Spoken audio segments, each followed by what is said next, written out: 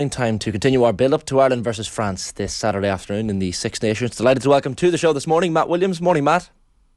Morning, mate. How are you? Keeping well, thanks. Keeping well. This favourites tag that we were just talking about there before the ad break, Ireland are wearing it well. Number one in the world. Do you think we're right to be confident ahead of this Saturday? I certainly have a right to be confident. You have the 12 games in a row at the Aviva. Unbelievable performances since November 21. Spectacular style of rugby that is long overdue in Irish rugby. I've been calling for it for 20 years and finally we've got a coach that's brave enough to implement it, and look at the success we're having. The only caution I would tell everyone is forget the world rankings. They're a waste of... I'm not criticising world rugby, because until we all play each other in the same calendar year, they are a mathematical estimation. I think what everyone has to realise is that there is very little between the top 8 teams in the world right now, which is the first time in my lifetime I can say that. Usually there's an ocean between number 8 and number 1, and there's not. So every team is capable of beating every other team on any given day in the top 8. And we saw that in November. Australia beat Scotland, should have beaten France and could have beaten Ireland. Australia are ranked 7. Argentina have beaten New Zealand, Australia and England in the one calendar year, and they're ranked out of the top 8. So, you know, there's this notion of we're clinging to number 1. It doesn't really matter. It's not important. All that's important is statistics and is winning and trophies. Forget the world rankings. So what's happening on Saturday? You've probably got the best team in the world, and that's my opinion and a lot of other people's opinion, coming to the Aviva. And so this will be the biggest test in Andy Farrell's time as coach at home. And it'll be a wonderful game, a great day, but let's look at it in that light, not on 1v2 and all that, because really, it's not right. It's not accurate for people to think that. It's a number that's made up on statistics. And I'll tell you why. Ireland played South Africa in November for the first time since 2017. I think it might have been 18. Australia have played them twice each year in that period. So Ireland's played them once in 5 or 6 years. Australia played them 12 times. Yeah. So it's not apples and apples. I'm not saying that as an Australian. It's the same with New Zealand and everyone. What we have got a great Irish side on our hands who are playing brilliant rugby. That's what we got. Yeah, it is skewed a little bit when you think about the fixtures and who plays who more regularly, and that probably speaks to that as well, the competitiveness of the games of the weekend, with Scotland beating England at Twickenham and Italy pushing France all the way. Is that a dangerous time for Ireland to have France off the back of a game against Italy, where they know in the next game they have so much more to improve? There's no good time to take on France. Well, that's a fair point. Yeah, this is I think, to put it in perspective, for everyone at home, this is a French side that's been on the planning boards probably since 2016. So the French Federation that long ago sat down and said, like, we're going to have a crack at the 2023 World Cup. What have we got to do to be successful in that? So while they had a group planning the bid, they also had a group planning the team. And I know that for a fact, because I'm here in France and I'm around the academies, and what they've done is specifically target the age group. So they worked out, okay, in 2023, who's going to be in that side, who's going to be in that 22 to 28 to 30 year bracket, and let's really go and work. Let's invest in our underage teams. Let's invest in the academies. Let's give grants to all the academies across France for equipment and weights and coaching, and let's have a big talent ID program, and let's go at the 20s. So a few years ago, when these guys were coming through, they made the under-20s final 3 years in a row and won 2. Now, this is a long-term plan that's aimed to peak in November 2023. And this French side is not an accident. It is a plan. So we are coming up against a really great French team that also play great rugby, full of fantastic athletes that are brilliantly coached by Fabien Galtier, in a revolution for French rugby, in that he has adopted basically what the coaching philosophies of the non-French countries like New Zealand, Australia, South Africa and Ireland, England, in that he appoints assistant coaches and empowers them to run sections of the team. Now, that was a very un-French way of looking at it. He's also brought them up to world-class strength and conditioning levels, which, again, 5 years ago was not the case in France. And so you have a really well-conditioned team, brilliantly coached, with exceptional talent, playing a really established style of rugby. And like Ireland, they have won a lot of games in a row. They've also beaten South Africa and New Zealand, like Ireland.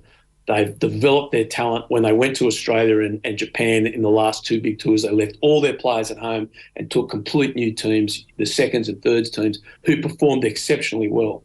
So they have depth, they have skill, they have talent, they're really well led and really well coached. And the country, that is France, is totally behind them. It is an extraordinary feeling, I'm talking to you from France, to see how the nation is united behind a team coming into a World Cup year. So I think we have to be really cognitive of the size and enormity of the task that is facing Ireland on Saturday. This is harder than the All Blacks or South Africa or the Wallabies or anyone else who has come to Ireland in Andy Farrell's time. This is a different beast. This is an exceptionally good side. They played poorly last week. Will they bounce back, or are they in bad form? Look, the Six Nations week to week is really hard to tell. But I can guarantee you this, it's going to be a great battle. Yeah, that was sort of my question, Matt. I was thinking, where are France from this time last year? Interesting one. That they certainly didn't play well on Saturday. Now, referee Carley, the English referee, penalised them off the park. It was really hard to them. Their discipline was poor. The trouble is we don't know, but I think what France have earned the right to is a bad game. So they have played so exceptional. They won the Grand Slam. They've beaten South Africa and New Zealand at home. They have been an extraordinary team along the similar lines of Andy Farrell's team for about the same time period, maybe a little bit more than Andy Farrell's team. And they have gelled and been very cohesive. They weren't there last week. So every team can be forgiven a game. That's the nature of the beast. And we also, I'm being very dismissive of Italy. It's wonderful to see Italy coming back. They've been Australia, beaten Wales and pushed France. So we have to say this Italian team under Kieran Crowley has mightily improved, and that's great for the competition. As long as they don't do it against Ireland and our teams. Everyone wants Italy to play well as long as it's not against them. So I think that the jury's out, but expecting anything than an absolutely titanic performance from France on Saturday, who understand fully what this game is about, I think would be naive. There's a little bit of strength and depth in this Irish team, Matt, that maybe we have seen in previous years, but it feels more concrete now. Like you almost feel if Johnny Sexton were to get injured, to touch wood, Ross Byrne is there and in form and ready to take the spot. And as Aisling said at the top of the show this morning, Gibson Park pulling out of the game against Wales so late, and Murray just steps in seamlessly. There's something in that this team is there for each other, but also when there are moments like that where there are late injuries or pullouts, you don't feel as concerned as maybe years gone by. It's because the quality of the depth that Andy Farrell's put together. I mean, there's an apocryphal story that a late call-up player was in the huddle for Ireland on the day before the game, and he's there and he's got tears in his eyes and says, "Boys, I'll die for you tomorrow." And one of the other guys looks at him and says, "You probably will." Now, that's because the depth in Irish international rugby was poor. You had 15, 17 players. Look what Andy Farrell's done in the last 12 months. He's sent a developing team to play New Zealand Maori in November. And the national team coached those guys, so they doubled their workload. They then played New Zealand up here in a week of a test match in November, again doubling their workload. They sent teams to South Africa and sent the national, not Andy himself, but national coaches to take those teams in Africa. There's been a plan in place, and a really good plan, and I absolutely salute Andy Farrell in what he's done with this, and the way he's conducted himself in the last 15 months has been superb, and we're seeing it on the field. Depth at international level is not an accident. It has to be cultivated and developed. And Andy Farrell is doing that. And we're seeing this trend around the world going back to the A teams. Now, the A teams were big in the amateur days in the early 2000s, and they got scrapped because of money. And what have people found out? We're not producing the next tier of player. They're not ready for that giant step from club to international.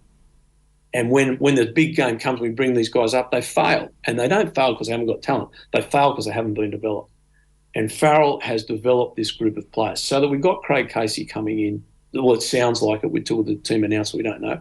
We've got Craig Casey coming in. Look at the journey Finlay Beelan's been on. He played really, really well last week. Now, he's got a massive challenge, Cyril Bay and Moshon and Antonio, probably the biggest and best front row in the world. Like, he's got a battle on his hands, but I think the young man's up to it. That doesn't happen by accident. That's a plan, and that's development. That's why, and Andy Farrell, I heard a comment from him saying last week against Wales, the roof's closed, so it's noisy, but he also wanted a dry pitch. But he also said, I hope the bus is late. Now, why would a coach say that? He's trying to put his team in adversity before the World Cup. He wants them to deal with adversity. And so, while everyone's going, everyone's focused on this game, and I get that, and it's an important game, and so you should focus on this game and the Six Nations and so on. Andy Farrell, for the first time as a coach, an Irish coach in my time, and that's 23 years I've been dealing with Irish rugby, he has got a long-term plan for the World Cup. He is not totally focused on the Six Nations. He wants to win the Six Nations, and Ireland are a very good spot to win the Six Nations. But there is a subplot, and that subplot will be in late October in Paris.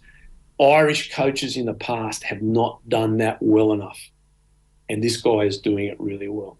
He won't mind that he's got 3 or 4 guys out getting experience against France, because there's going to be a day at the World Cup where they take on France, and he might have injuries, and he's hoping that they'll grow and develop and move forward.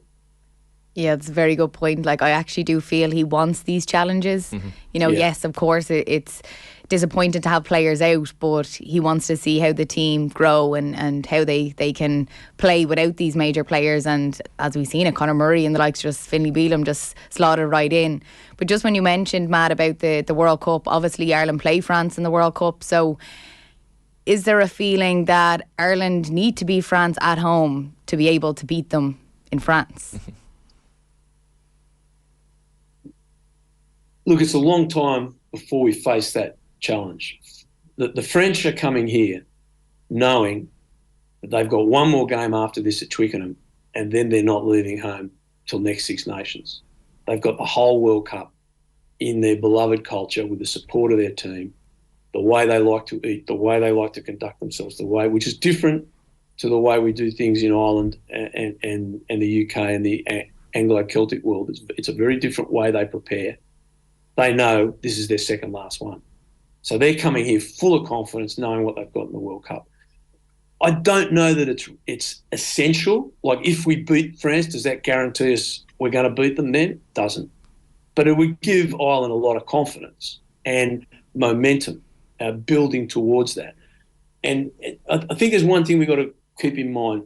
One loss leading into a World Cup doesn't mean the World Cup's going to fail. Like, you can't just keep winning every game forever.